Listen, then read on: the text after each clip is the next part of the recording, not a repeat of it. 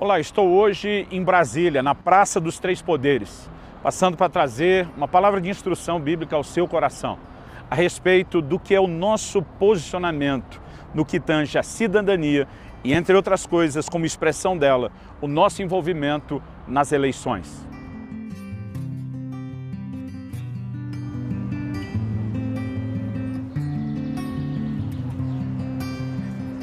Aqui nós temos uma visão interessante na Praça dos Três Poderes. O que você está vendo atrás de mim é o poder legislativo.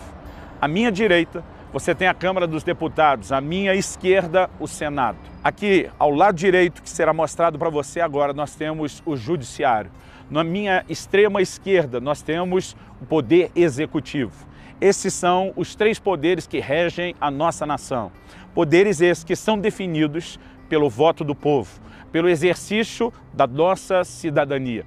Muitas vezes por conta do histórico de sujeira, da politicagem, da corrupção e de tanta coisa terrível que tem acontecido ao longo dos anos da nossa nação, a gente tende a tratar o assunto das eleições ou de ter que escolher candidatos como se fosse algo completamente sujo.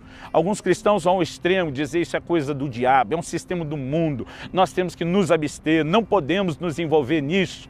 E é verdade que há algumas questões dentro dessas, nas quais não poderíamos e jamais deveríamos nos envolver. Mas nenhum de nós poderia deixar de entender a sua responsabilidade e participar com consciência no que diz respeito ao voto. Porque é o nosso voto, é o voto de cada brasileiro, é o voto de cada cidadão que define quem vai determinar essas leis, quem vai governar a nação. Se nós nos omitirmos na nossa responsabilidade, nós teremos uma colheita, que é parte de um plantio do qual nós somos responsáveis. Quando nos recusamos a plantar a boa semente e colhemos a má semente que outros plantaram por nossa negligência, nós também somos cúmplices disso. Então é importante ter uma mentalidade correta. É lógico que eu estou falando para você, cristão, fundamentado e pautado nas suas convicções de que a palavra de Deus, a Bíblia Sagrada, nos norteia e nos orienta. Será que nós deveríamos viver nesse mundo sem nenhum tipo de envolvimento com coisa alguma dessa terra? Porque muitas vezes essa é a forma de pensar de alguns. Vamos lembrar da oração de Jesus em João 17, quando diz: não te peço que os tires do mundo, mas que os livres do mal. Quando a palavra de Deus fala sobre o não envolvimento com o mundo, é não nos deixarmos envolver pelos valores, por um sistema corrompido, pelas suas práticas, pelos seus hábitos, pelos seus valores. Pelo contrário, a Bíblia diz que nós temos que mudar, nos transformarmos pela renovação da nossa mente de acordo com os valores da palavra. Agora, isso não significa não viver nessa terra. Nós precisamos entender a diferença entre uma coisa e outra. Quando o Senhor Jesus nasceu, a família dele seguia, naquele momento, uma convocação de um recenseamento, porque, embora nós reconheçamos em nós a cidadania celestial, nós não podemos deixar de admitir que existe também a terrena. É verdade que o apóstolo Paulo diz, lá em Filipenses 3, a nossa pátria está nos céus, de onde aguardamos um Salvador, e ele fala não só do nosso destino eterno, ele fala de um reino que nos governa aqui na terra a partir de lá. Mas, embora, se por um lado você vê Paulo dizendo, nossa pátria está nos céus, você vê Paulo dizendo, somos embaixadores de Cristo, representamos um outro reino, temos uma outra cidadania, isso nunca anulou o entendimento de Paulo de que ele tinha a sua cidadania terrena. O apóstolo diz, a palavra de Deus em Atos 16, ele foi preso na cidade de Filipos. Versículo 22 diz, levantou-se a multidão, unida contra eles, e os pretores, rasgando-lhes as vestes, mandaram açoitá-los com varas. E depois de darem muitos açoites, os lançaram no cárcere, ordenando ao carcereiro que os guardasse com toda a segurança. Este, recebendo tal ordem, levou-os para o cárcere interior e lhes prendeu os pés no tronco. E a partir dessa prisão, que nós temos o relato bíblico de que Paulo e Silas, presos, cantam, louvam a Deus, ganham para Jesus o carcereiro e a sua família. Mas a Bíblia diz o seguinte, no dia seguinte, verso 35 de Atos 16, quando amanheceu, os pretores enviaram oficiais de justiça com a seguinte ordem, põe aqueles homens em liberdade. Então o carcereiro comunicou a Paulo essas palavras, os pretores ordenaram que fossem expostos em liberdade, agora pois saí e ide em paz.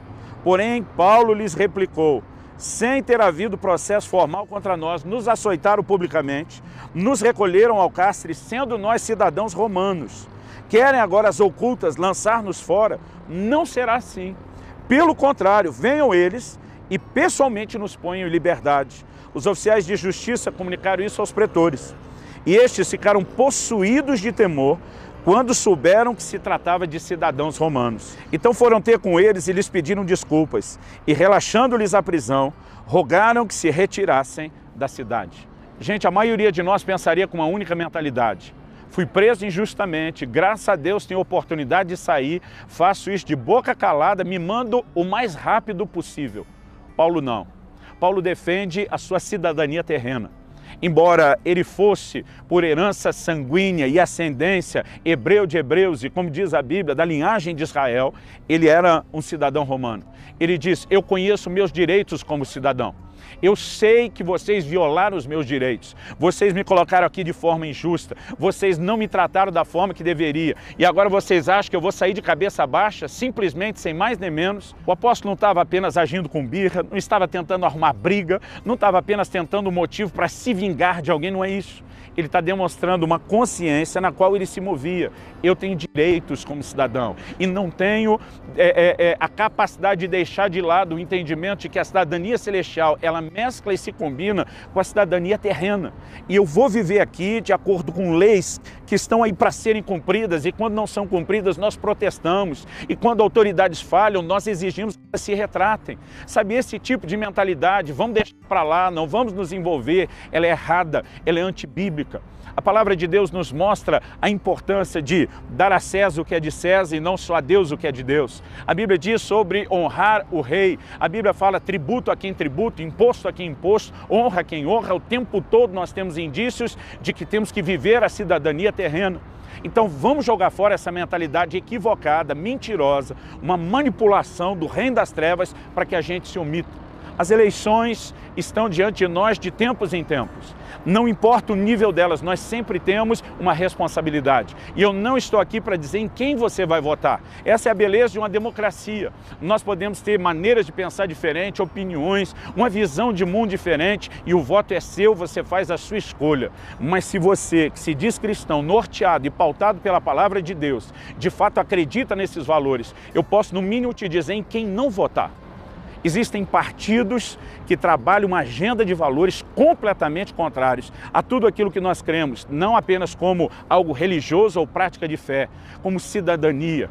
A Bíblia é o livro que transformou o Ocidente. A Bíblia é o mundo que levantou os valores e direitos humanos como nunca se houve na história. Ela promoveu a liberdade dos escravos, ela organizou o estudo, ela formatou uma sociedade do mundo avançado que temos hoje em dia. E a degradação desses valores vai nos levar à ruína como sociedade. Nós temos partidos que a ideologia deles é totalmente contrária aos valores judaico-cristãos. Então, eu não posso te dizer em quem votar, mas eu posso te dizer em quem não votar. E talvez você diga, não, o meu candidato é só aquele amigo do bairro que me pediu um favor, ou apenas um familiar e eu gosto dele. Ok, qual é a legenda que você está apoiando?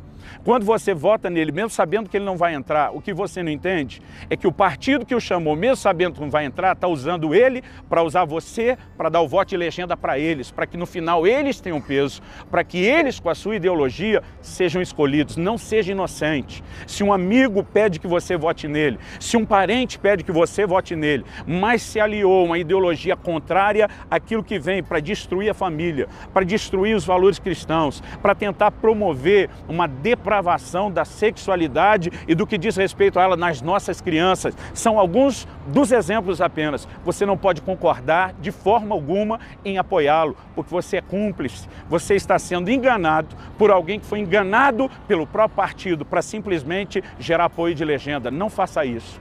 Vote consciente. Tente entender qual é o pacote de medidas que essa pessoa defende. Porque a ideia de quem vai estar principalmente no legislativo, e esse é o cenário que nós deixamos de fundo. Nós estamos preocupados com quem vai governar o executivo, mas ele não faz nada sem apoio dessa turma que está aqui atrás, ditando a lei e a condução das coisas. E nós precisamos entender que a nossa escolha tem que ser inteligente, não só para o executivo, mas principalmente para o legislativo. Nós temos aí nas eleições para deputado, seja estadual ou federal, uma responsabilidade enorme. Então não se omita. Se você de fato entende que ama a palavra de Deus e deve viver por ela, se norteie por esses valores, faça a sua parte e se una conosco a um exército de cristãos dizendo: nós não vamos ficar calados como Paulo não ficou, nós não vamos aceitar e engolir o que as pessoas tentam nos empurrar de forma injusta e contrária, não só ao que cremos, mas aos nossos direitos defendidos por lei. Eu quero te encorajar, faça a sua parte, procure saber não só quem é o seu candidato, se ele de fato representa ou não o que você acredita e os seus valores, então faça a escolha correta, mas não vote nos esquerdopatas que estão tentando desconstruir não só a nação, o que por séculos vem se provando ser justo, verdadeiro e funcional. Que Deus te abençoe.